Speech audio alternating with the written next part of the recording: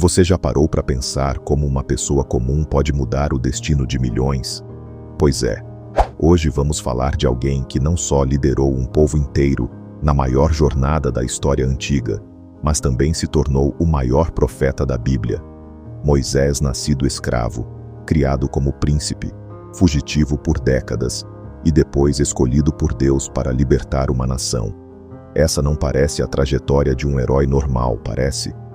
Mas é exatamente isso que faz Moisés tão fascinante.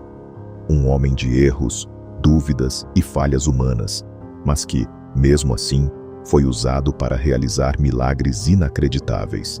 Quantos de vocês já ouviram falar da sarça ardente, do Mar Vermelho se abrindo, dos 10 mandamentos gravados em pedra?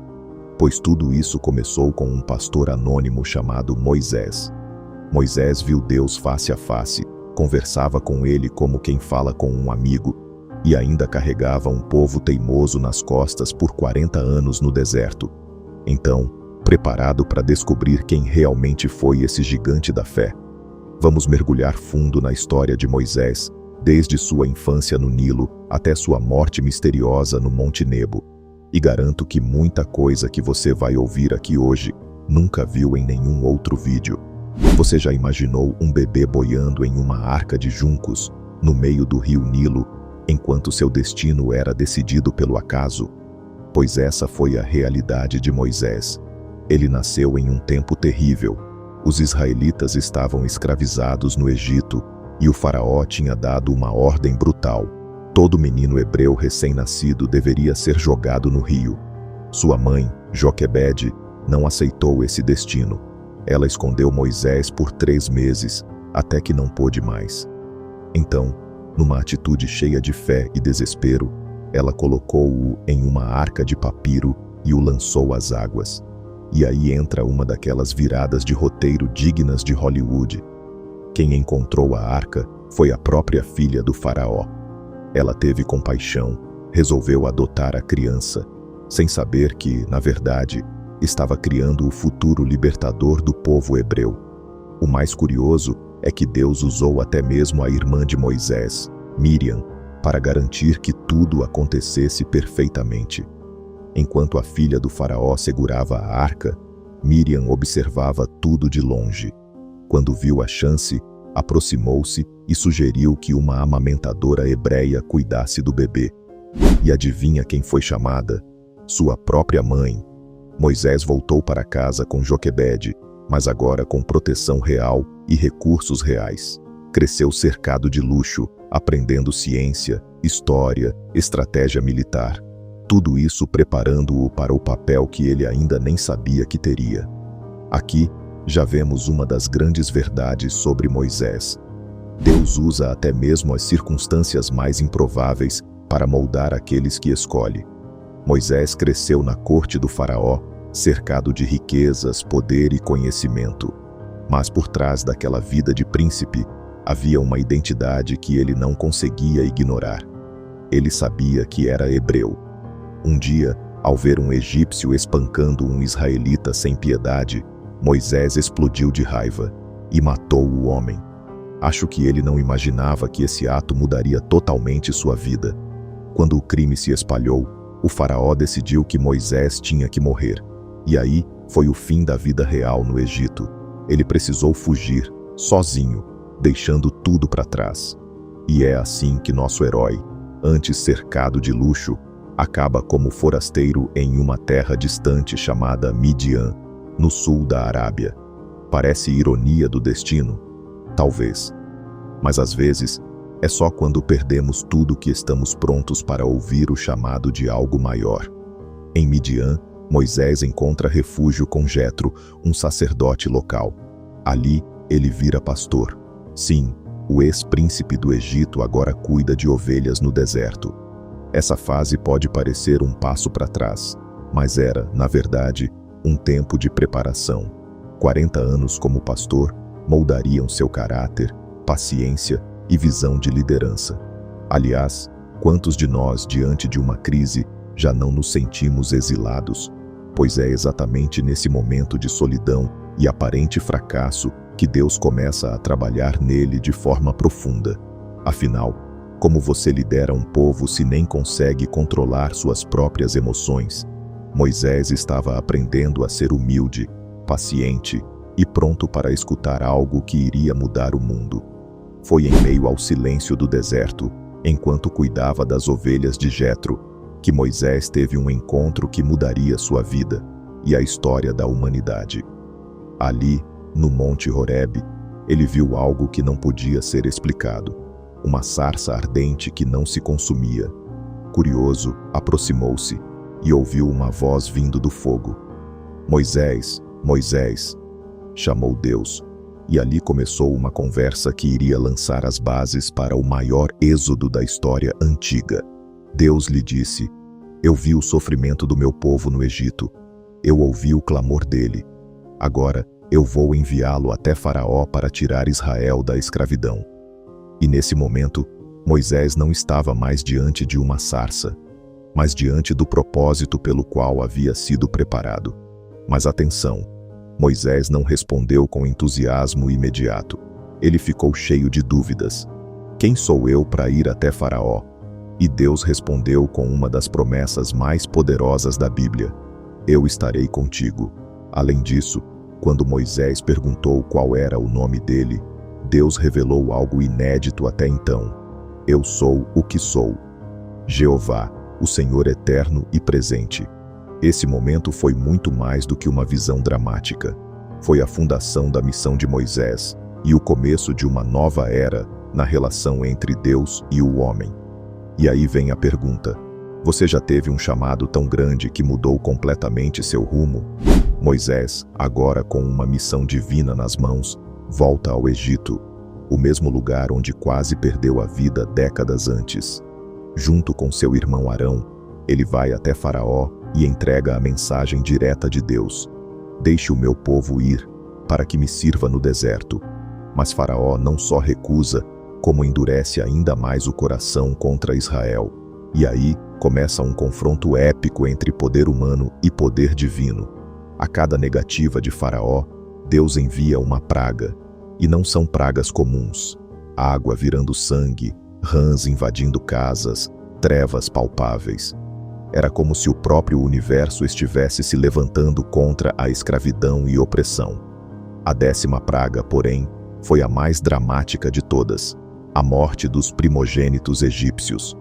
Deus instruiu os israelitas a sacrificarem um cordeiro e colocarem o sangue na porta de suas casas, para que o anjo da morte passasse por cima. Naquela noite, houve choro em todo o Egito. E Faraó finalmente cedeu. Vão embora. Só levem as crianças, os animais, as riquezas, mas vão. E assim, depois de séculos de escravidão, o povo hebreu saiu do Egito, 600.000 homens livres, além de mulheres e crianças. Foi o nascimento de uma nação e o começo de uma jornada que marcaria a história da fé para sempre. Moisés não só era um líder, mas também um canal de poder sobrenatural. Cada praga que caiu sobre o Egito foi uma demonstração de que nenhum rei, por mais poderoso que fosse, estava acima do verdadeiro Rei dos Reis. Da água virando sangue às rãs invadindo os quartos, das moscas às úlceras contagiosas, cada juízo divino era uma resposta direta à opressão sofrida pelo povo hebreu. E o mais impressionante, Faraó via tudo isso acontecer com seus próprios olhos, mas ainda assim se recusava a libertar Israel. Seria teimosia, orgulho, ou talvez algo maior, uma forma de Deus mostrar ao mundo inteiro quem realmente é o único Deus verdadeiro? As pragas foram mais do que castigos, foram uma declaração de guerra contra os falsos deuses do Egito. Mas o milagre definitivo veio depois, a travessia do Mar Vermelho. Quando o exército egípcio começou a perseguir os israelitas, o povo ficou preso entre o mar e os soldados armados. O desespero tomou conta. Foi então que Moisés levantou sua vara, o vento soprou durante a noite, e o mar se abriu, revelando um caminho seco para a salvação. O povo atravessou em segurança, e quando os egípcios tentaram segui-los, as águas voltaram, destruindo o exército inteiro. Esse momento não foi apenas uma vitória estratégica, foi um marco espiritual que mostrou: quando você anda na vontade de Deus, até o impossível se torna realidade. Depois de 3 meses viajando pelo deserto, o povo de Israel finalmente chegou ao Monte Sinai, o mesmo lugar onde Moisés havia ouvido a voz de Deus na sarça ardente. Ali, algo inédito estava prestes a acontecer. Deus faria uma aliança formal com uma nação inteira, não com reis ou sacerdotes escolhidos, mas com um povo libertado e escolhido por graça. Moisés subiu ao monte para falar com Deus, e dali recebeu as tábuas da lei, os famosos 10 mandamentos, escritos pelo próprio dedo de Deus. Essa foi a base da identidade de Israel. Não eram só escravos libertos, eram agora o povo da promessa, guiado por leis divinas e uma missão sagrada. Era como se Deus dissesse: agora que vocês são livres, vamos aprender a viver como um povo santo. Mas nem tudo foram celebrações. Enquanto Moisés estava no monte por 40 dias, o povo, impaciente, fez algo imperdoável. Criou um bezerro de ouro para adorar. Foi uma traição direta à aliança recém-firmada. Ao descer e ver aquilo, Moisés ficou furioso, tanto que quebrou as tábuas ali mesmo. Mesmo diante da rebeldia, ele intercedeu por seu povo, pedindo misericórdia a Deus, que poderia ter destruído todos naquele momento.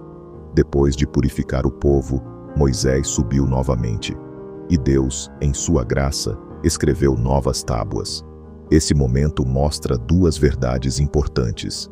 Deus é santo e zela por sua glória, mas também é misericordioso e paciente conosco. Agora livre, o povo de Israel enfrentava um novo desafio: viver no deserto por 40 anos. E não era só uma questão geográfica, era uma jornada de provação, aprendizado e transformação espiritual. Logo nos primeiros dias após sair do Egito, o povo começou a murmurar. Falta de comida, água escassa, cansaço e muita nostalgia da antiga vida. Foi então que Deus enviou o maná do céu, um alimento misterioso que caía todas as manhãs, exceto aos sábados. Era uma prova de confiança. Confie em mim todos os dias e eu proverei. Água também foi um grande problema. Em Refidim, o povo reclamou que ia morrer de sede. Deus disse a Moisés para ferir uma rocha com sua vara, e dali jorrou água suficiente para todos. Mas nem tudo foram milagres fáceis. Houve guerras contra os amalequitas, ataques dos midianitas e até rebeliões internas lideradas por figuras como Corá. Mesmo assim, Deus continuou guiando, na frente deles, com uma coluna de nuvem de dia e coluna de fogo à noite. Esses 40 anos no deserto serviram para moldar uma nova geração, preparada para entrar na terra prometida. Moisés era um homem extraordinário, mas não era perfeito. Apesar de sua intimidade com Deus e sua liderança poderosa, ele também teve falhas que tiveram consequências profundas. Uma das mais marcantes aconteceu em Meribá, quando o povo reclamou por falta de água. Deus instruiu Moisés para falar à rocha, mas ele, movido pela frustração, a golpeou 2 vezes com sua vara.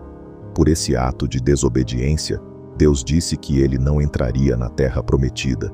Esse momento nos mostra algo importante.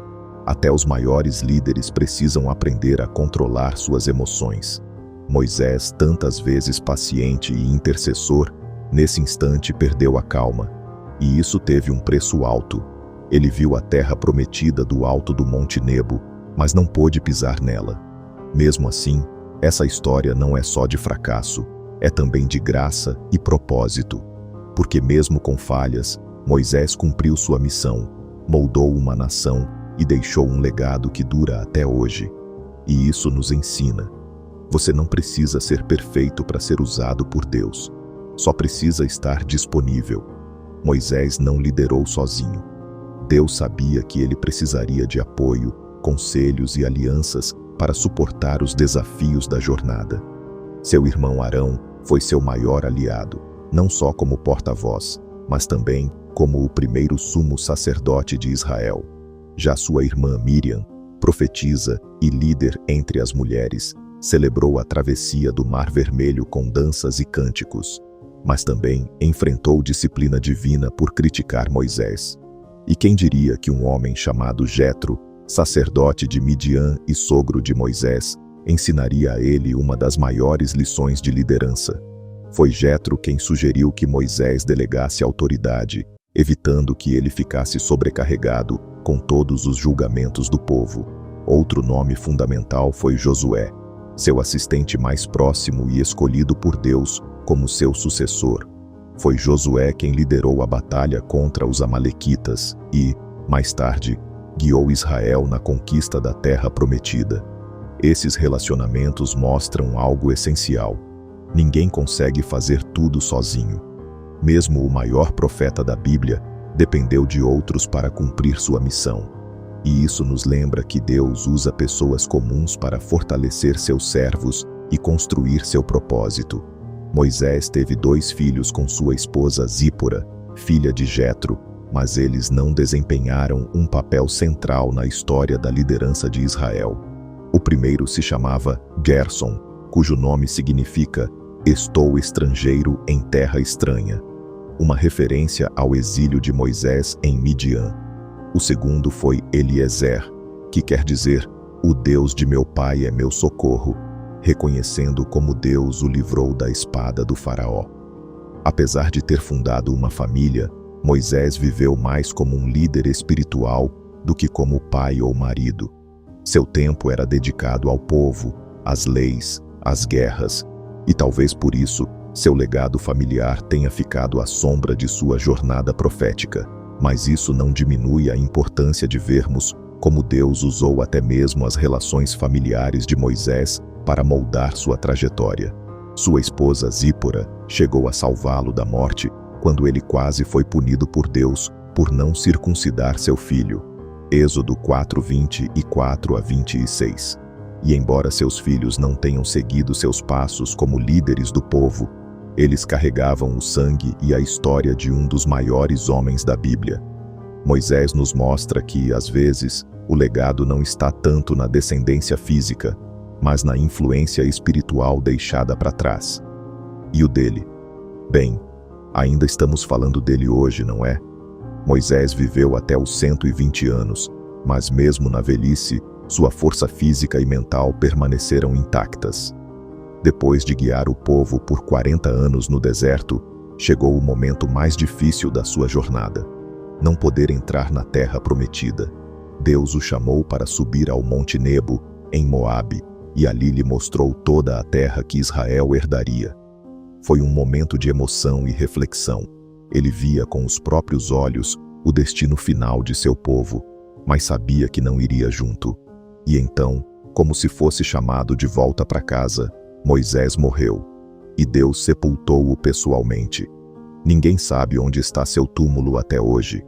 Esse fim trágico não diminui sua grandeza, pelo contrário, reforça uma verdade importante: até os maiores servos de Deus precisam lidar com as consequências de suas falhas, mas também mostra que Deus honra seus servos de formas que nem sempre entendemos. Sua morte marcou o fim de uma era, mas também o começo de outra. Josué assumiu a liderança e levou o povo à conquista da terra prometida. Moisés deixou um legado espiritual imensurável: lei, aliança, identidade e fé. E mesmo não entrando na terra física, ele entrou para sempre na história da salvação. Moisés não foi apenas um homem à frente do seu tempo. Ele foi o homem escolhido por Deus para moldar uma nação, entregar uma lei e estabelecer uma aliança que mudaria o curso da história. Ele viu Deus face a face, falou com ele como um amigo e liderou um povo teimoso, rebelde, mas amado por Deus. E mesmo com todas as dificuldades, Moisés perseverou, não por perfeição, mas por fé, obediência e disponibilidade. Agora, eu te pergunto, o que Deus pode fazer com alguém que se dispõe a ser usado? Qual é o seu deserto hoje? Será que você também está sendo preparado para algo maior? Se essa história tocou seu coração, deixe aqui nos comentários. Moisés é inspiração. E se você quer continuar aprendendo sobre personagens poderosos da Bíblia, se inscreva no canal, ative o sininho e venha comigo nessa jornada de fé, história e revelação. Porque se tem uma coisa que aprendemos com Moisés, é que ninguém precisa ser perfeito para ser usado por Deus. Só precisa estar disposto. E aí, vamos juntos descobrir mais histórias que transformam vidas?